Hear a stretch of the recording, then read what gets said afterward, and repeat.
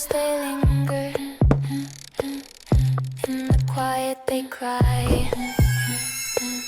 Amy and Adam with a question. Why? Oh, why? Hearts wide open, mind so clear. Kindred spirits calling through the night. Empathy and logic guiding lost light. Kindred spirits setting wrongs to right.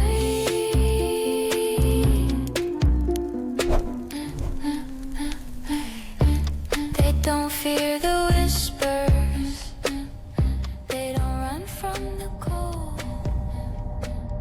Hey, Shadowlings. Hi, shadow people. Welcome back to Paranormal Playback. I'm Laura. And I'm Mel. And today we'll be recapping our third Kindred Spirits episode for the month of August, What Lies Beneath, Season 4, Episode 9, original air date, February 28th, 2020. But before we dive in, we wanted to give y'all a quick little update. You may have noticed that it's just Laura and I again this evening. Our lovely Charlie will be taking a short break from hosting. But don't worry, you have Laura and I for the meantime, and Char will be back before you know it. Yes, so you'll have to settle for the two of us for now. Apologies if it's a little different from our normal flow. But that's what makes us fun. So go ahead and hit that subscribe button while you're getting all cozied up for the episode, and maybe even share with a friend or leave us a comment. Go crazy.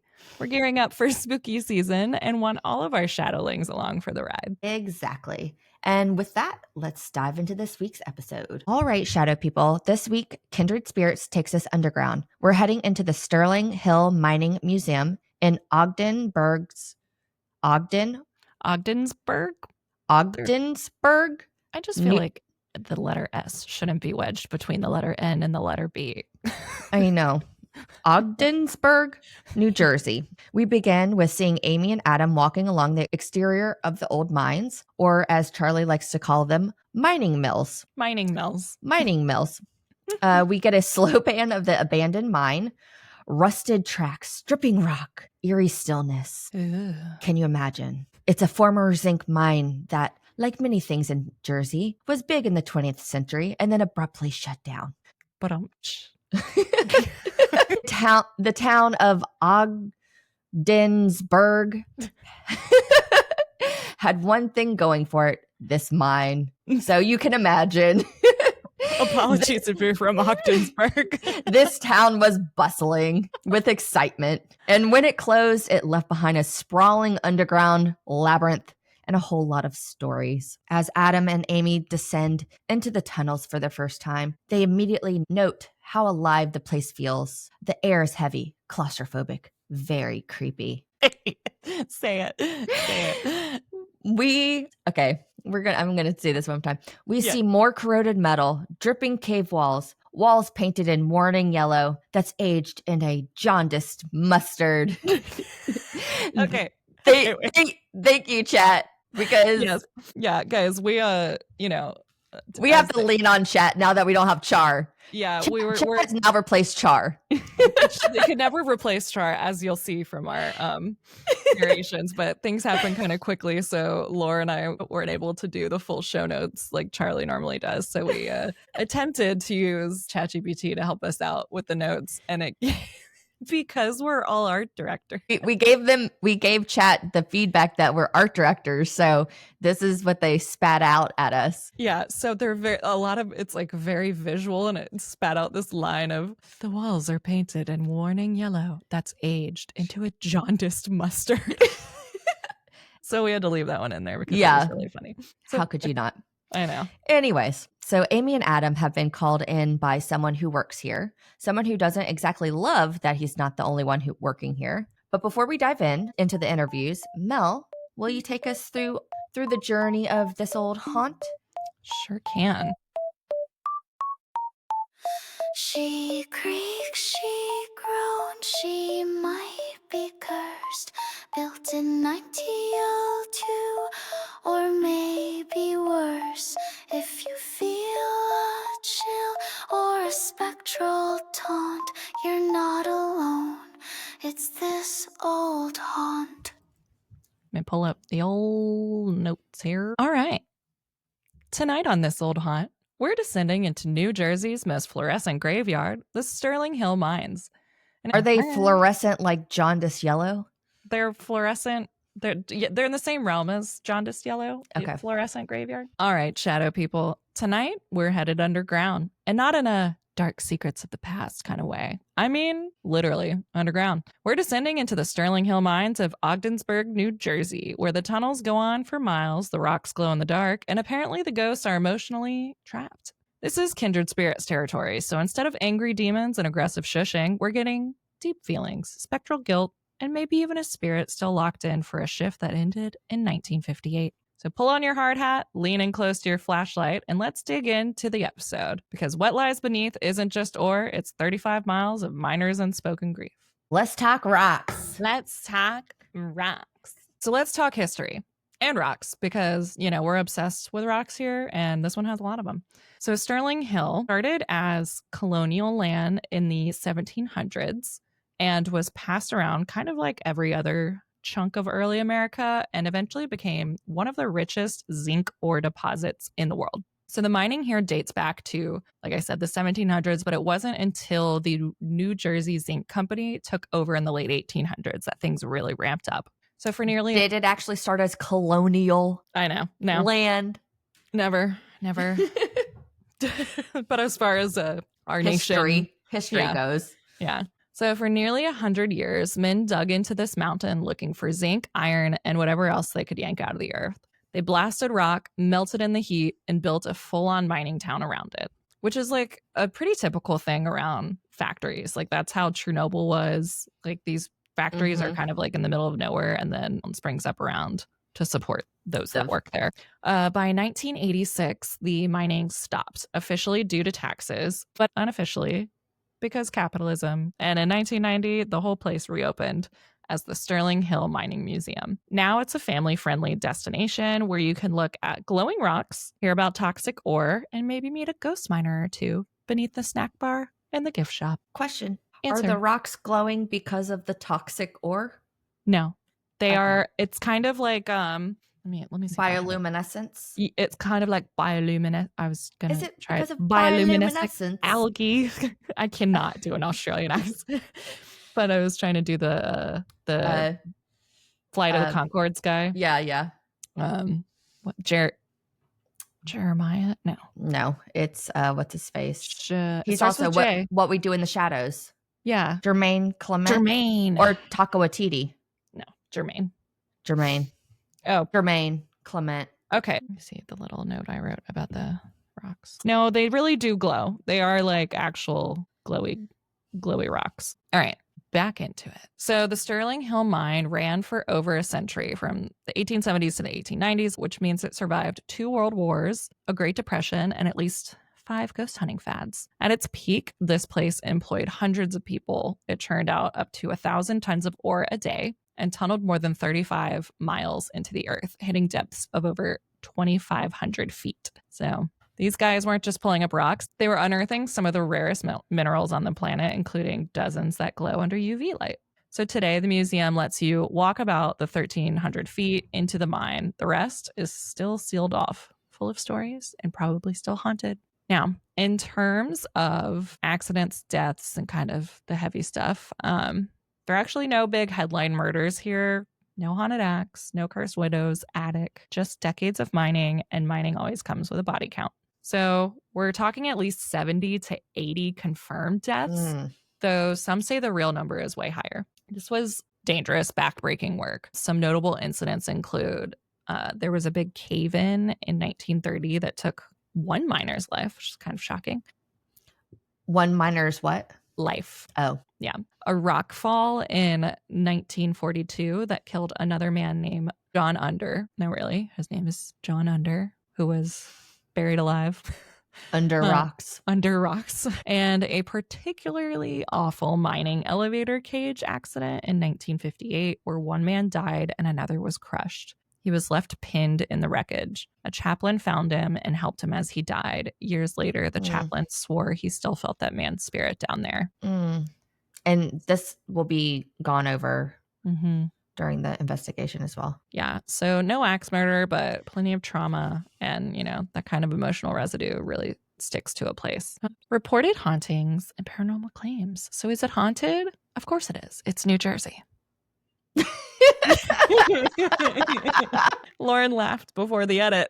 A lot of times I throw in these little quick zingers and it's like crickets. And then Lauren, because I'm zoned out. She means actively listening.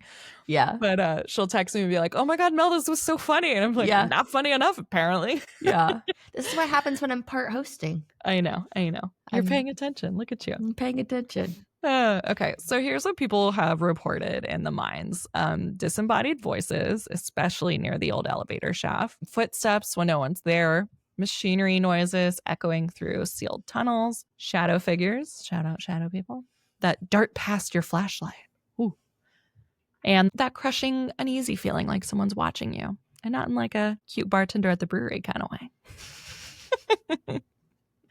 So there's even a ghost legend named Bicycle Pete. He's supposedly a miner who disappeared and whose bike is still parked on site. So people claim they hear his wheels spinning or see movement in the tunnels, which, I love for him. I love that Pete, for some reason, as a spirit, bicycles through mine tunnels, because that makes a whole lot of sense. Wait, can you access, is there an entrance to the mine's ground level? Or do you have to, or is it all underground? Like, you mean like level? They enter from ground level. But is it like go down immediately, or is it like, is there ever like a level? I think there's a level one, and then you have to take like the stairs elevator to different. Yeah, because you wouldn't start. I mean, I've never been a miner before, but I imagine if you're starting a mining cave, you don't go straight down, right? You would go straight. You would go like forward and maybe like fork out, and then you eventually start going down. I don't know. I went to a gold mine, and it seemed like it went down immediately. That's a good question. It makes me think weirdly of the engineering that goes into parking decks. This is like a weird thing that I think about in parking. Like, I get really fucking confused in parking decks sometimes. Like, not like, I mean, I can find my way out, obviously, but the way that they are built is so complex. When they're like going like this way? Yeah, when they're like multiple directions, or like there's like a turn, like especially there's one at like Georgia State, which is really intense. But when I worked in Buckhead, there was one in particular that like made me think like, how the hell does somebody plan all this shit? But I imagine mining would be kind of similar, doing the caves and having to plan a way for people to come in and out, Well, and also keeping the integrity of the space without it caving in. Without it like structurally falling. So there's definitely an art to that, which would be really interesting. If you're a miner and you happen to know, come on over, let that canary sing. Yeah. Love it. Be our little canary and tell us what goes into it. Canaries for ore mining?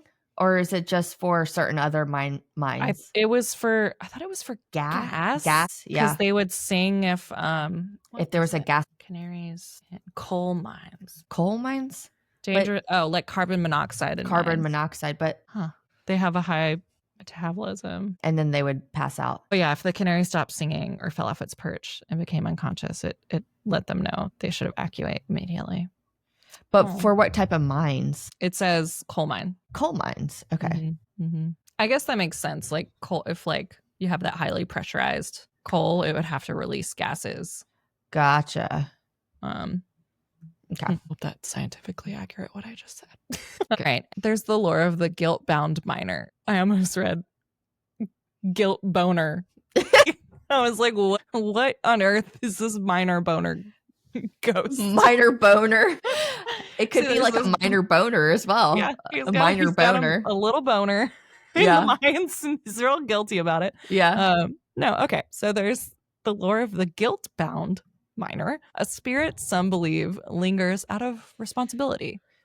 Because nothing says emotional haunting like a guy still clocking in for work 60 years after death. Late stage capitalism, more like late stage afterlife. So we've talked about this. Yeah. Where it's like been sudden and they kind of replay the last moments of their life. Mm-hmm. And it's always kind of like, it's always factory workers, I feel like. It's always factory workers. Like people who worked jobs that were very, not mundane, but very consistent. Methodical. Yeah. just assembly line. You go in, it's the same work every day kind of thing. So, okay. So over 90 minerals in this mine fluoresce under UV light. The rainbow tunnel glows bright red and green. It's beautiful, it's eerie, and it makes the whole place feel less like a mine and more like an underworld where the ghosts might be trapped inside the walls themselves, glowing, watching, waiting. I don't know who brought a fluorescent light down there for the first time. No, I think the lights or the rocks are fluorescent under UV light. Yeah, well, how did they figure that out, though? I'm saying. Maybe a geologist knew to bring a UV light down there to see if, or maybe that's an easy way to spot. Yeah, I don't know. That's a good question. I just think it's interesting that Bicycle Pete would be riding his bicycle in the mine. Was he in the mine or around the mine? I guess he remains on the premises, but they say he still rides the tunnels in spirit. So maybe he never got to ride his bike in the tunnels. And you said the bike is still there? No, that's how they knew he was missing. I guess he used to ride his bike to work, and then he never returned. So, it does remember. It says his whose bike remains on the premise as a silent vigil. That's creepy. That is creepy. And did they ever try to search for him? I have no idea. I didn't dig too much into Bicycle Pete. But there are haunted mine tours that you can take at the mine now. And they're like varying stages of tour. There's not so scary to very scary. And they also organize ghost hunting events and basically all your classic spooky season elements. Before we close it out, though, if you guys listened to our previous episode where we went into the Conjuring house, it was my first introduction to Chip Coffey. And Lauren and I were kind of talking through his history. And I know Charlie is more familiar with Chip Coffey being on like Psychic Kids and everything. I did a little bit of a history on Chip Coffey. Chop Coffey. Chop Coffey. Chip Coffey. So he was born August 21st in 1954 in Elmira, New York. So wait, what does that make him? Age-wise? No, Scorpio? Oh, August 21st, he would be a Leo. Look at that. Makes so much sense. But he's an August Leo. I'm a Leo, for those who don't know, but I'm a July Leo. He is Roman Catholic, and he now resides in ATL. He graduated from Elmira College in 1976 and was later honored by them.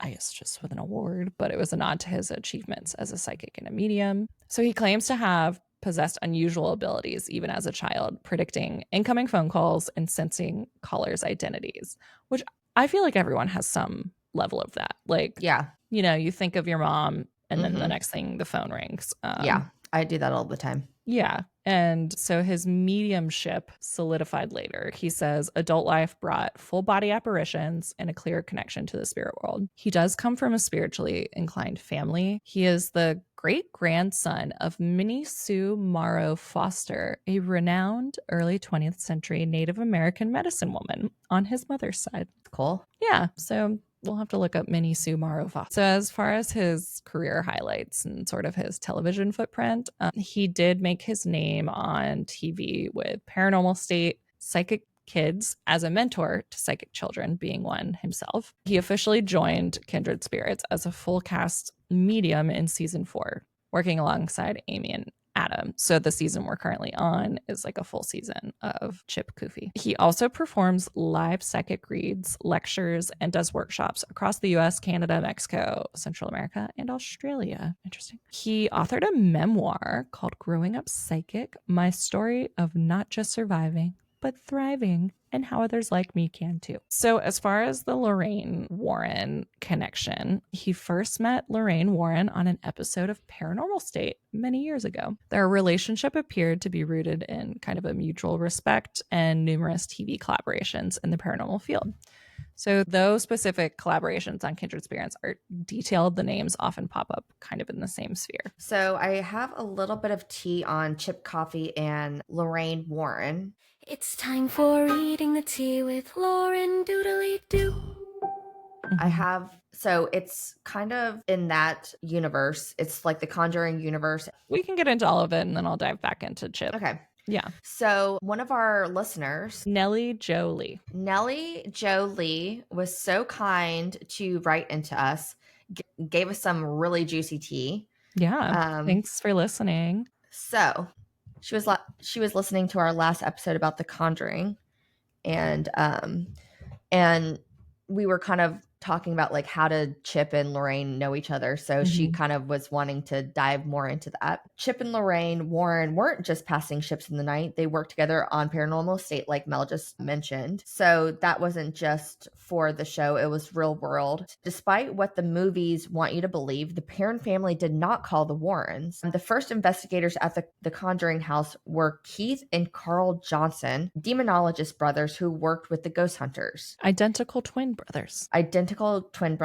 So they're actually the ones who told the Warrens about the place. And here's the kicker.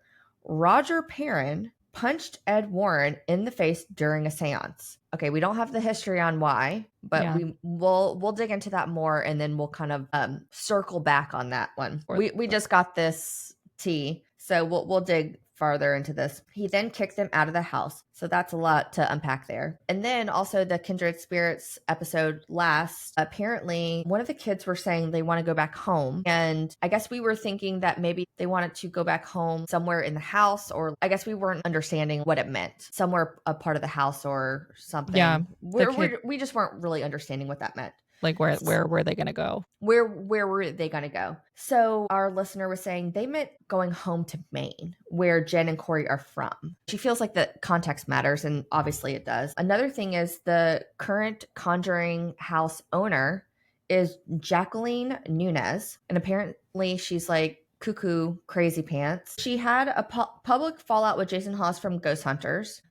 So apparently it's gotten messy between her and the state of Rhode Island, to the point of where she's banned to do business with the house. So not exactly sure what happened there, but we'll do some digging to kind of.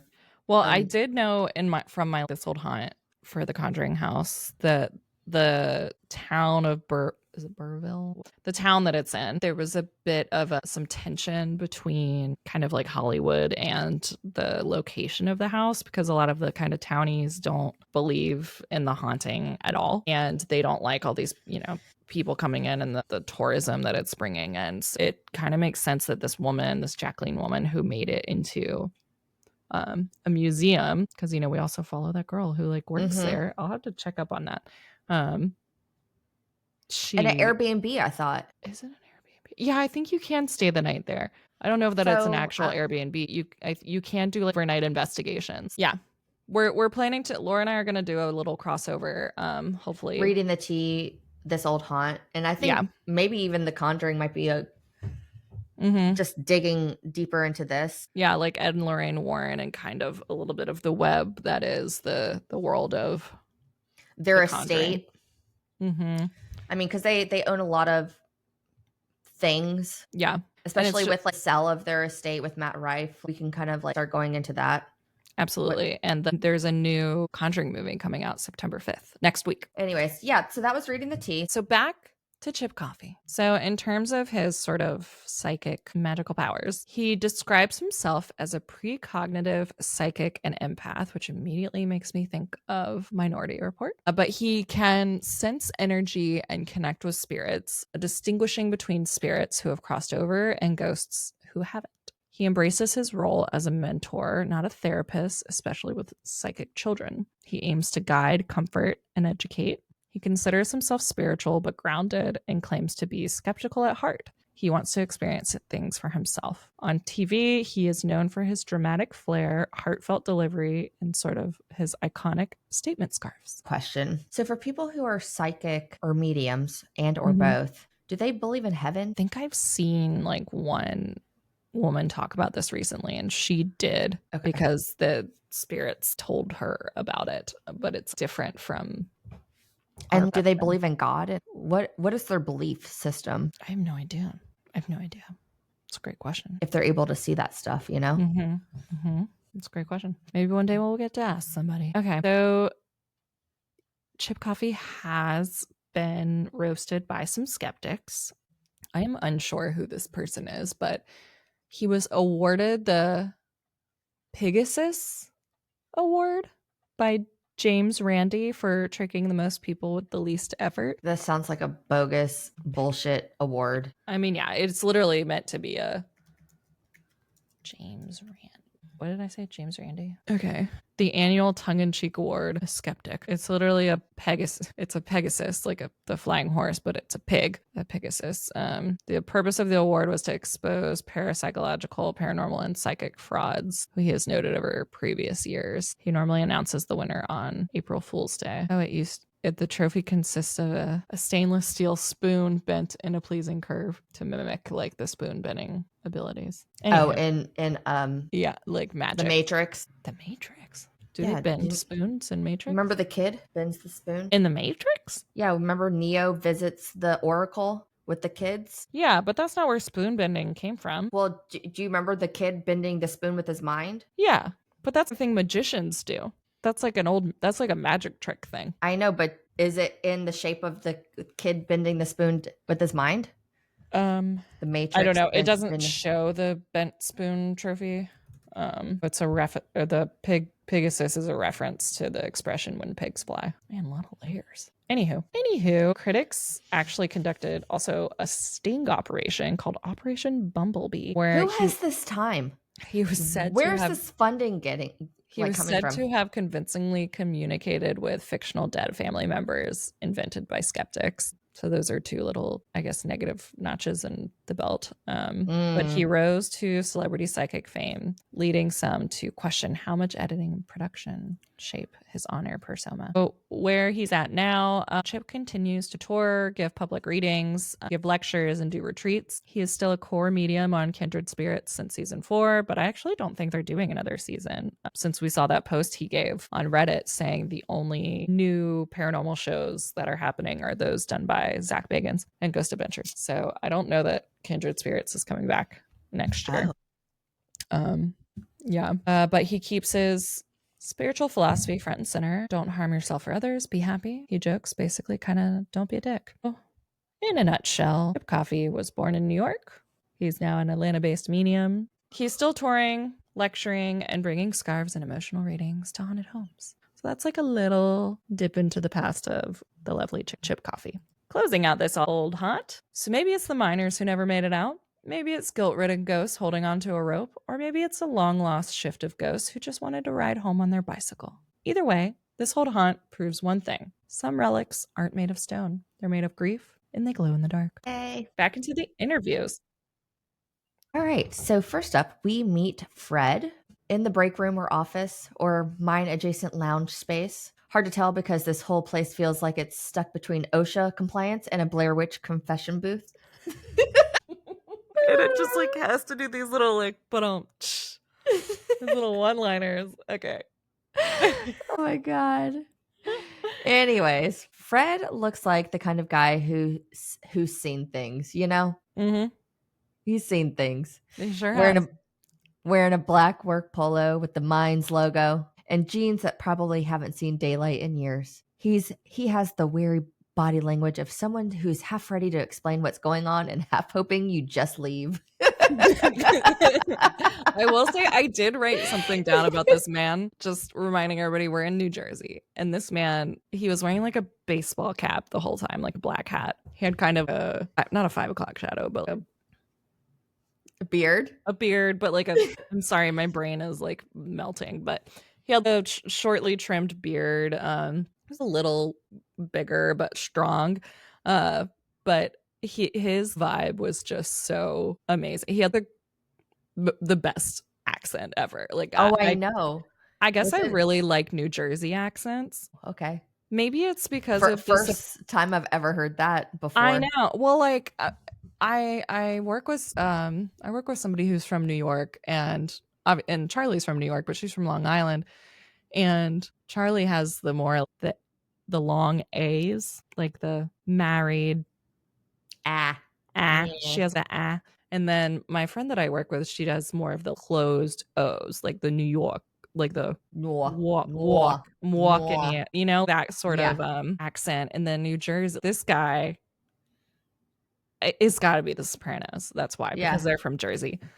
But he seemed very no nonsense, no bullshit, like Yeah. a little very intimidating, but I really, really liked him. Well, and it's kind of funny to hear a man like this tell you Yeah. about being scared. Yeah. So he tells Adam and Amy that he's been hearing things, specifically voices, conversations in the mind where there's no one else around. It's not just ghostly whispers, it's disembodied chatter that makes him stop what he's doing and freeze. So he even hears growls, nasty Mhm. growls. Mhm. So not the growls that Mel hears, Yeah, not my not that what she thinks about when she hears a growl. Like yeah, not ferryman growls, yeah. but sadly, not my book talk growls. Mhm. So Fred doesn't seem like the hysterical type. He's definitely skeptical. His Mhm. face says skeptic all over it, but also I know what I heard. Yeah. His energy is more exasperated middle manager of the underworld than wide-eyed haunted house extra. What the fuck does that mean? What does that mean? He just is like a straight shooter. He just seems Yes. very much like a straight shooter. Yeah. He's a straight shooter. Yeah. He's no nonsense. He's Mhm. gonna tell you like it is. He's not beating around the bush. Yeah. Mhm. And also, if he's telling you he heard something and he got scared, you better believe that he got scared. You Yeah. know? I did write down so there's a moment where he's like, let me take you over. I can't do a Jersey accent at all. I don't even know what the fuck I was about to do. But he says, let's head over to the shaft station. And Amy, it's either Amy or Adam, one of them asks, how long was it used? And I'm like, did you The just shaft? ask how long the shaft station was, Amy? Yeah. And Or I how was- long the shaft was used. Yes. And my mind immediately went to, oh, we're going to go see how long the shaft is. Yeah. Yeah. But when they were in the main office with Fred, he himself had seen a gray face that looked like smoke while he was sitting at the desk in the main office. Mhm. He said like the spirit, whatever it was, looked not so friendly. So that like freaked him out. They then kind of like went further into the mines with Fred. And something I really appreciated was they brought up the echo as Amy and Adam were kind of walking. They brought up, wow, the echo is so strong even when people are whispering. It's disorienting. Yeah. And I feel like this place is probably scarier in general because, well, one, most mines are just fucking spooky for safety Mhm. reasons. Like you're beneath the earth. It's quiet, but not quiet. Like Mhm. the earth is making noise. So it's just a spooky place Well, in general. what they said is they don't know where it's coming from, and that's Yeah. why it was so scary. So when they do hear noises, as if they hear a disembodied voice, they don't know where it's coming from because No. it is so echoey. Yeah. And I also really loved in this moment because, Fred takes them down, when they're sitting on that platform for a really long time, was Fred Mhm. still with them? I'm trying to remember. So at some point, Amy and Adam go down into one of the oldest parts of the mines, and it almost feels like they're on this like platform that leads to a lift.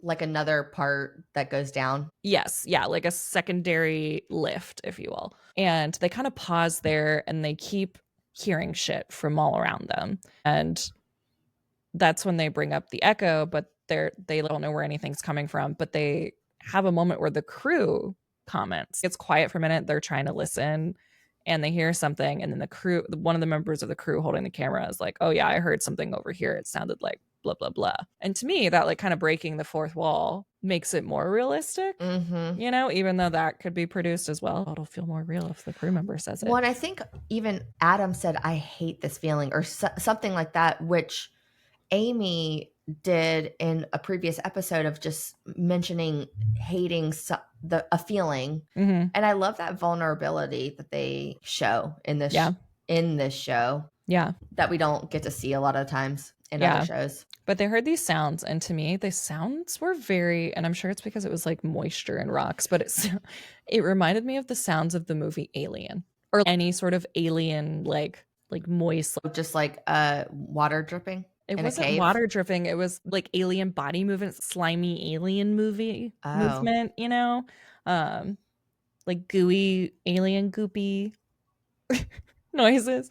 And that's kind of what it sounded like to me. But I thought it was really funny because they heard these creepy noises. And I don't know if these people are funny in real life, if Amy and Adam are funny. This is only like my third one. I feel like they are. But I think I want to believe this. I think that they might, I think Amy might be unexpectedly funny in like a dry way, or they play off of each other really well. But when it was really creepy, and they're scared, Amy just goes, "Hi, my name is Amy," and Adam goes, "Hi, my name is Adam." And I just thought it was so funny because they're creeped out, but they're like, "Hey, ghosty, Adam here."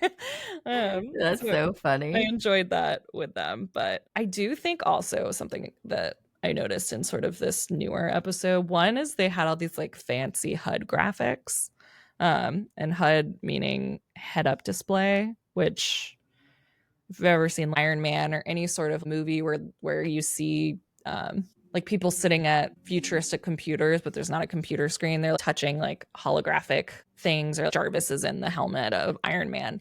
That's a head up display. I have a head up display in my car that projects the speed onto the windshield so I can see it while I'm driving in my windshield.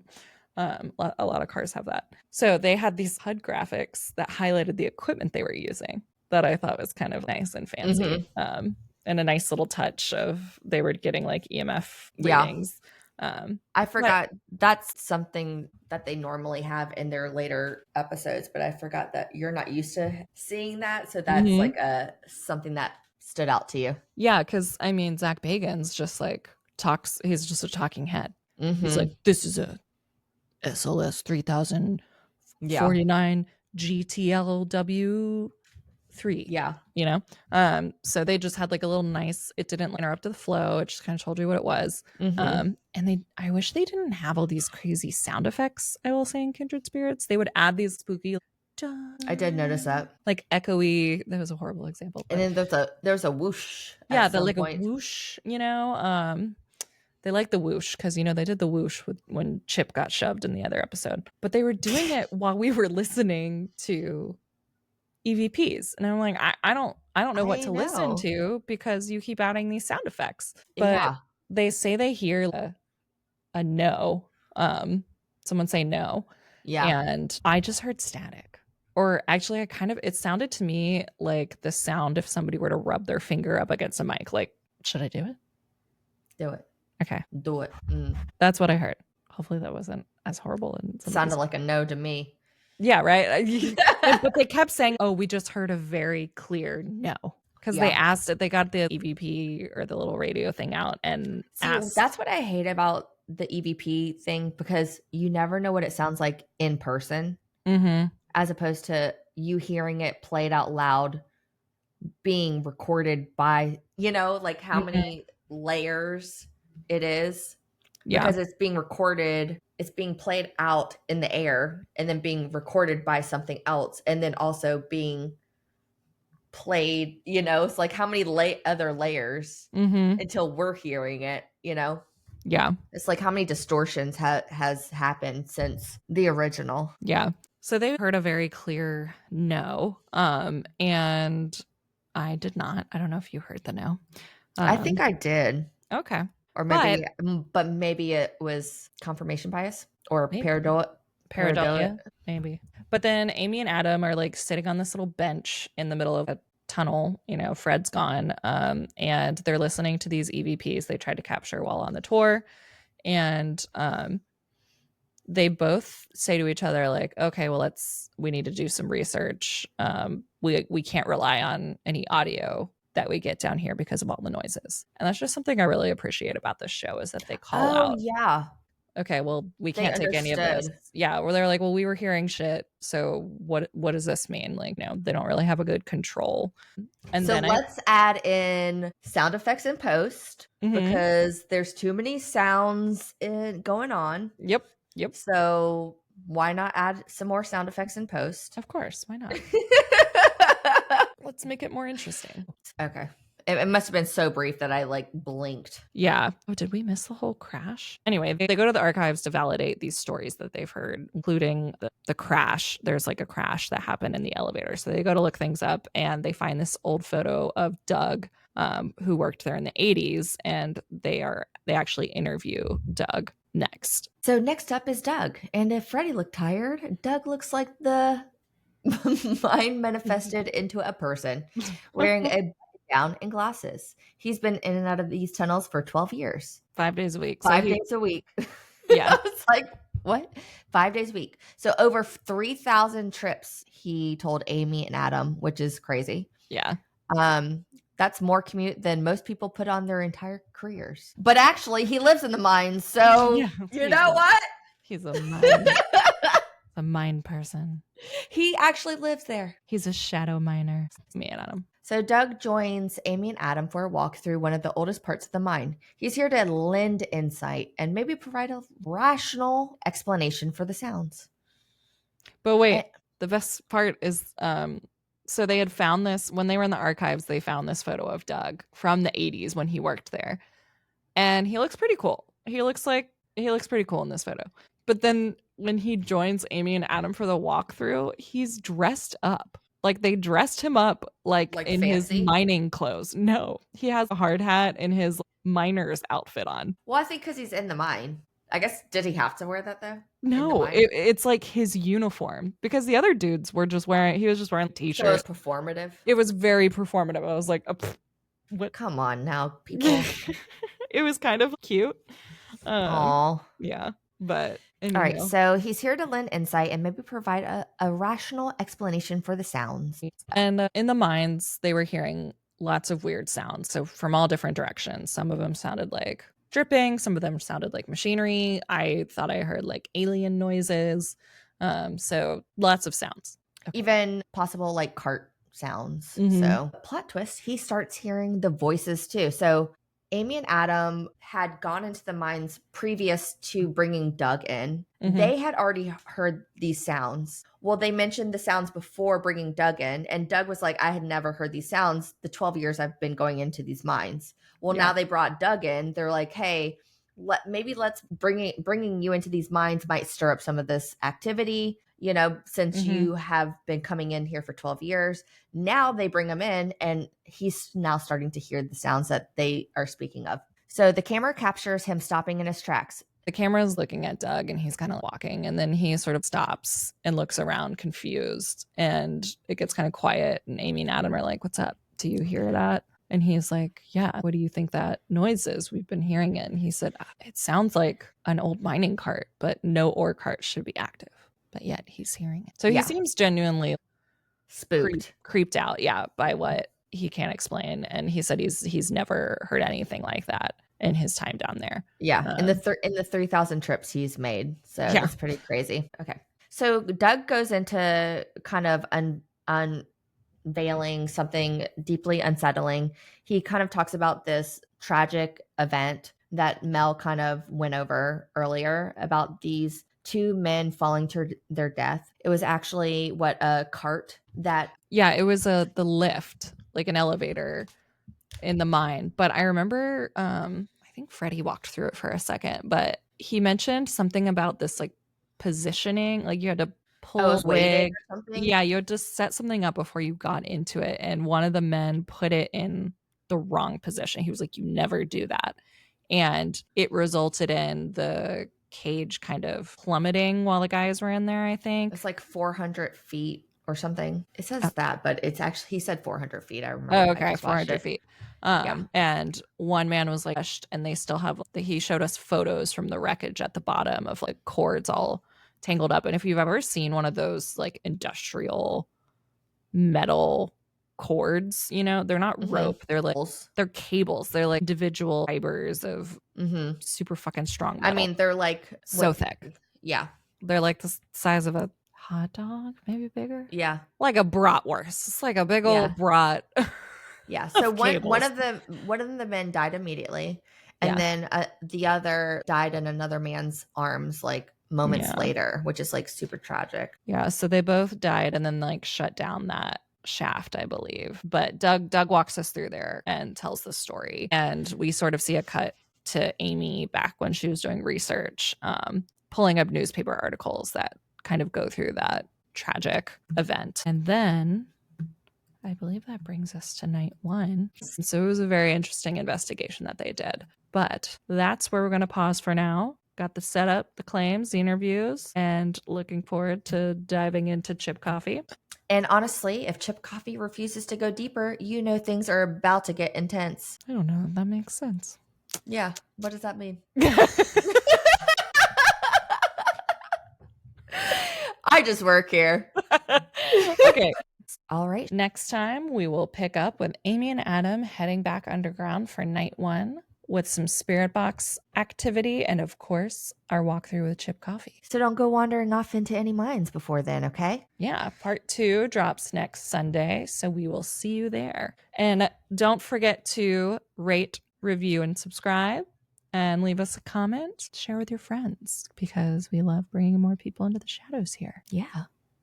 So with that, until next time, see you in the shadows.